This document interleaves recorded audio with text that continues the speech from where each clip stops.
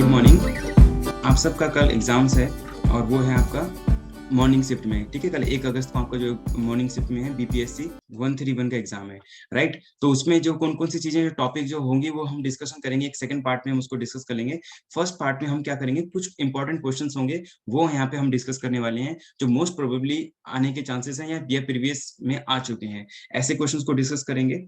उसके बाद हम आपका टॉपिक है पूरा यूनिट 3 राजनीतिक सिद्धांत क्या है। अगर आप यहाँ से भी थोड़ा ओवरव्यू लेना चाहते हैं तो ओवरव्यू अगर आपके चैप्टर के जो इंडेक्स होता है वहां से ले सकते हैं। राजनीतिक सिद्धांत के परिचय और स्वतंत्रता क्या होती है, किस प्रकार से बर्लिन और टू कंसेप्ट लिबर्टी के बारे में बता सकते हैं। ठीक है, और यह समानता के बारे में, औपचारिक अनौपचारिक समानता या परिणामों के संदर्भ में ये सारी चीजें आप बता सकते हैं। न्याय कानून और न्याय भेदभाव वगैरह ये सारी चीजें हम एक नेक्स्ट पार्ट में, सेकंड पार्ट में डिस्कस करेंगे। अधिकार, इसको भी हम डिस्कस कर लेंगे, अधिकार को भी। एक ओवरव्यू करेंगे, शॉर्ट समरी में लोकतंत्र पढ़ लेंगे कि लोकतंत्र क्या होता है, उसके क्या क्या प्रश्न हमारे इसमें से आ सकते हैं, इस चैप्टर में से। जेंडर से रिलेटेड क्या क्या क्वेश्चन हो सकते हैं। ठीक है, नागरिकता क्या होती है, नागरिकता के सिद्धांत वगैरह या अवधारणा और विकास, नागरिकता का विकास कैसे हो, क्योंकि नागरिकता का विकास कब हुआ होगा, जब 16वीं और 17वीं शताब्दी में लोकतंत्र आया या विभिन्न जगहों पर हमने देखा, तो उस प्रकार से चीजें हम नागरिकता को समझेंगे। और लोकतंत्र बनाम आर्थिक विकास, तो ये आपका है कि लोकतंत्र और आर्थिक विकास दोनों एक दूसरे के कैसे विपरीत हैं या क्या है। और स्वतंत्रता बनाम नियंत्रण, स्वतंत्रता क्या होता है और नियंत्रण, देखिए लिखा है ना, सेंसरशिप की अवधारणा, इसका अर्थ वगैरह। और जेएस मिल के विचार भी इसमें हम देखेंगे। तो ये आपका चैप्टर का ओवरव्यू है, जिसको आपको हमने आपने करना है। राइट, तो हम वो भी डिस्कस कर लेते हैं कि मोस्ट इंपॉर्टेंट जो यहाँ पे आपको बताए गए हैं क्वेश्चन हैं, वो शक्ति के वैध उपयोग का वर्णन करना है। ये आप जरूर एक बार कर लीजिए। इसके आंसर्स करने हैं तो उसके लिए आप सेकंड पार्ट में जरूर इसके आंसर्स भी देख के जाएं। राजनीतिक सिद्धांत मृत है, इस कथन की व्याख्या करना। स्वतंत्रता पर कुछ समकालीन विचारों की चर्चा करना है। स्वतंत्रता पर समकालीन विचार मतलब पुराने विचार। स्वतंत्रता व समानता के अंतर पर टिप्पणी करना। जॉन रॉल्स का न्याय सिद्धांत क्या है, इसको हम 5 क्वेश्चन है, मैं आपको 30 से 35 क्वेश्चन ऐसे कुछ बताऊंगा जो आपको आज जरूर कर लेना है। अधिकार का मार्क्सवादी उपागम क्या है, मार्क्सवादी उपागम क्या है उस पर चर्चा करनी है।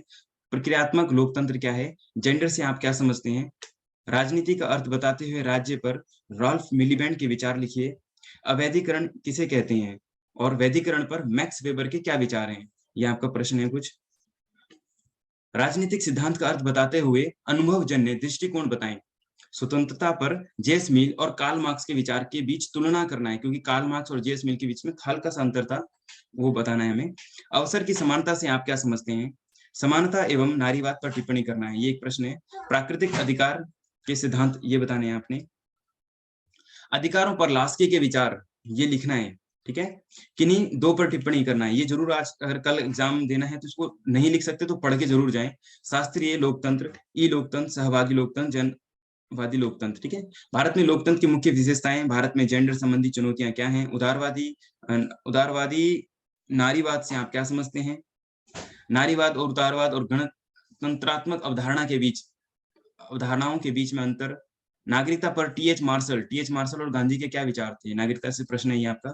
नागरिकता समाज और राज्य के बीच संबंध निर्धारित करने के लिए विभिन्न विचारकों के मत बताएं। उदारवादी लोकतंत्र की क्या विशेषताएं हैं। आर्थिक विकास को प्रभावित करने वाले कारक कौन कौन से हैं, जो हमारे आर्थिक विकास को प्रभावित करते हैं। ठीक है, और 26 क्वेश्चन है आपका, ली थीमस का अर्थ बताते हुए आर्थिक विकास और आर्थिक उन्नति में अंतर बताएं।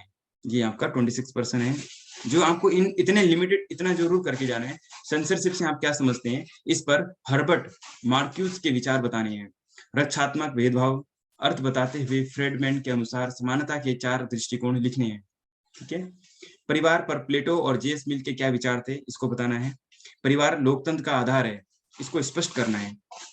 नागरिकता का उदारवादी और नारीवाद सिद्धांत पर टिप्पणी करना है। ठीक है, तो ये कुछ और क्वेश्चन है, 8-10 क्वेश्चन में और सेकंड पार्ट में आपको बताऊंगा। तो ये चीज होना है हमारा। तो एक कुछ और प्रश्न है जो कुछ हम जो बताते हैं, जैसे न्याय क्या है, तो अगर इसको हम बताएं, आप कुछ कम शब्दों में बताएं तो न्याय एक ऐसी नियामक संकल्पना है जिसका प्रयोग अनेक स्रोतों जैसे धर्म, नीति, शास्त्र, कानून इत्यादि में होता है। इसके शाखा विन्यास में सामाजिक, राजनीतिक एवं आर्थिक क्षेत्र आते हैं। तो न्याय का अगर आप, बहुत छोटा प्रश्न है बट ये आपको यहाँ से एक हिंट लेके चाहिए, लेकिन आपको आप मालूम है कि जो आप राजनीतिक शास्त्र, जो राजनीति का परिचय है, तो उसमें आप पॉलिटिकल के क्वेश्चंस काफी लेंदी लिखने होते हैं। इतना छोटे छोटे नहीं लिखने, जैसे इंग्लिश कम्युनिकेशन या हिंदी भाषा संप्रेषण का हम लिख रहे थे, इसमें थोड़ा सा बड़ा लिखना है। ठीक है, कुछ एक दो प्रश्न और हैं जो हमें उसमें से जिनका आंसर हम अभी बता रहे हैं आपको। व्यवहारिक गतिविधि के रूप में राजनीति का वर्णन कीजिए अथवा राजनीति की प्रकृति को संक्षेप में समझाइए। तो यहाँ पे व्यवहारिक गतिविधि में राजनीति का वर्णन किस प्रकार से करना है? एक प्रकार, अगर आप इसमें इसका उत्तर देखेंगे तो क्या है, एक व्यवहारिक गतिविधि के रूप में राजनीतिक मानव संभावनाओं के संगठन पर संवाद और संघर्ष है। इस अर्थ में यह शक्ति संबंधित है। यह कहा जा सकता है कि यह सामाजिक एजेंडा एजेंसियों और संस्थाओं की क्षमता की व्यवस्थित करने और पर्यावरण, सामाजिक और भौतिक आवरण को रूपांतरण करने में समर्थ के बारे में होती है, या उन संसाधनों से संबंधित होती है जिसमें क्षमता को प्रभावित करती है। ठीक है, जिसमें, और इन शक्तियों के बारे में है जो प्रयोग को आकार देते हैं। इनके अनुसार राजनीतिक एक आवरण होता है जिसे निजी और सार्वजनिक जीवन में बांटते हुए सभी समूह, संस्थाओं और समाजों में पाया जाता है। इनकी, ये बता रहे हैं आगे, इनकी सभी व्यवस्था, संस्थाओं और दांतों में अभिव्यक्ति होती है। ठीक है, संस्थाएं सार्वजनिक विकल्पों में समाहित करती है। राजनीति का एक सार ऐसी व्यवस्था लाने की खोज है जिसे व्यक्ति अपना मानता है। तो यहाँ पे ये है, इनकी सभी संस्थाओं और सभी उसमें अभिव्यक्ति होती है सभी। इसमें इसका उत्तर है, थोड़ा सा आप देख लीजिएगा, इसमें हल्के और कुछ मिस प्रिंट भी हो सकता है हल्का फुल्का, तो उसको आप देख लीजिएगा। ठीक है, इस प्रकार से दूसरे प्रश्न को समझते हैं। नियंत्रण, जिसको हम बोलते हैं सेंसरशिप, से आप क्या समझते हैं? सेंसरशिप होता है ना, कंट्रोल करना। तो इसमें इसको हम किस प्रकार से लिखते हैं, इसका उत्तर ये हमें देखना था। सेंसरशिप, ठीक है, सेंसरशिप से क्या समझना है ये आपने बताना है। भाषण, सार्वजनिक संचार, या हम जब भाषण देते हैं या सार्वजनिक संचार करते हैं या अन्य जानकारी का दमन है, इस प्रकार ये दमन है, एक प्रकार से कंट्रोल है जिसपे हम नियंत्रण कर रहे हैं। नियंत्रण करना अपने आप में कंट्रोल है। ऐसी सामग्री को सरकारी अधिकारियों द्वारा निर्धारित करना। सरकारी क्या करते हैं, सरकारी अधिकारी सामग्री को, जैसे मीडिया में, सोशल मीडिया में, न्यूज में, या फिर और भी चीजों में, म्यूजिक वगैरह, म्यूजिक का कंटेंट या सिनेमा या वेब सीरीज वगैरह में, इस प्रकार से कंट्रोल करते हैं। हानिकारक, संवेदनशील या असुविधाजनक माना जाता है। जब भी कुछ ऐसा माना जाता है कि ये तो हानिकारक है या संवेदनशील है, बहुत सेंसिटिविटी है इसके अंदर, ऐसी चीजों के अंदर, तो गवर्नमेंट उसको सेंसरशिप करती है या नियंत्रण में, अपने नियंत्रण में करती है। सरकारी और निजी संगठन सेंसरशिप में संलग्न होते हैं। संलग्न का मतलब है कि सरकारी एजेंसीज भी हो सकती हैं, सरकार किसी प्राइवेट एजेंसीज को भी देती है कि आप इसको कंट्रोल करो, है ना। आजकल कंट्रोल करना जितना मुश्किल है सोशल मीडिया। हाँ, करेक्ट हो गया, अब मैंने करेक्ट कर दिया इसको। सरकारी और निजी संगठन, संस्कृत, यहाँ भी मिस्टेक है, थोड़ा ये संस्कृत नहीं होना था यहाँ पे। ठीक है, जब कोई व्यक्ति स्वयं कार्य या भाषण की सेंसरशिप में संलग्न होता है तो इसे सेल्फ सेंसरशिप भी कहा जाता है, यानी खुद से भी सेंसरशिप करते हैं। सामान्य सेंसरशिप विभिन्न प्रकार की मीडिया में होती है। ठीक है, मैं यहाँ पे कुछ हाईलाइट कर रहा हूँ, तो यहाँ पे ठीक कर लीजिएगा। संस्कृत संगठन, निजी संस्कृत संगठन वगैरह, कुछ कुछ छोटी छोटी चीजें हैं यहाँ पे, बीच में मिस हो सकता है। अन्य कला, प्रेस, रेडियो, टेलीविजन, इंटरनेट शामिल है। प्रकार, स्थान, सामग्री, इस प्रकार से चीजें हैं, जैसे कला, प्रेस, रेडियो, टेलीविजन, इंटरनेट शामिल है। यहाँ पर आप क्या कर सकते हैं, सेंसरशिप करती है सरकार वगैरह, जब उनको लगता है कि हानिकारक है, संवेदनशील है, या फिर आपत्तिजनक है, या फिर कहीं भी कुछ ऐसा लगता है। तो सामग्री के स्थान पर प्रयत्न, सेंसरशिप, अच्छा यहाँ पे संस्कृत यहाँ पे लिखा है ना जी, यहाँ लिखा है और यहाँ लिखा है, तो इसका मतलब हो सकता है सेंसरशिप होगा। ठीक है, यहाँ पे जो संस्कृत और दो जगह लिखा हुआ है, इसमें आप करेक्ट कर लीजिएगा। इन सब चीजों के लिए सॉरी। खिलाफ मजबूत सुरक्षा प्रदान करते हैं। सो सेंसरशिप के खिलाफ कोई कानून नहीं है। तो अपना स्व सेंसरशिप यहाँ पे भी है कि आप खुद के सेंसरशिप के खिलाफ कोई कानून नहीं है। ठीक है, तो ये आपका इस प्रकार से एक प्रश्न हो जाएगा। स्वतंत्रता पर जीएस मिल के विचार, ये एक इंपॉर्टेंट क्वेश्चन हो सकता है। स्वतंत्रता पर जीएस मिल के विचार आपने बताने हैं। इसका है, स्वतंत्रता मिलने पर सिद्धांत जेस मिल, ठीक है, यहाँ पे जेस मिल ने स्वतंत्रता सिद्धांत को समर्थन के दो प्रकार बताए थे। दार्शनिक आधार पर पहला, और दूसरा क्या बताया था कि मिल का मानना है कि व्यक्तिगत दृष्टि से, दूसरा है समाज की दृष्टि से। पहला, मिल कहते हैं कि व्यक्ति का उद्देश्य अपने व्यक्तित्व का संपूर्ण विकास करना है, जो कि स्वतंत्र वातावरण में ही संभव हो सकता है। यदि व्यक्ति को स्वतंत्र प्रदान न किया जाए तो उसके मूल उद्देश्य ही नष्ट हो जाएगा। ये हमने पढ़ा था किताब, जब हम बुक पढ़ रहे थे। तो व्यक्ति का सर्वांगीण विकास करने के लिए स्वतंत्र होना बहुत जरूरी है। और दूसरा इसमें जो उन्होंने बताया, वो दार्शनिक आधार पर समर्थन मांगा था उन्होंने।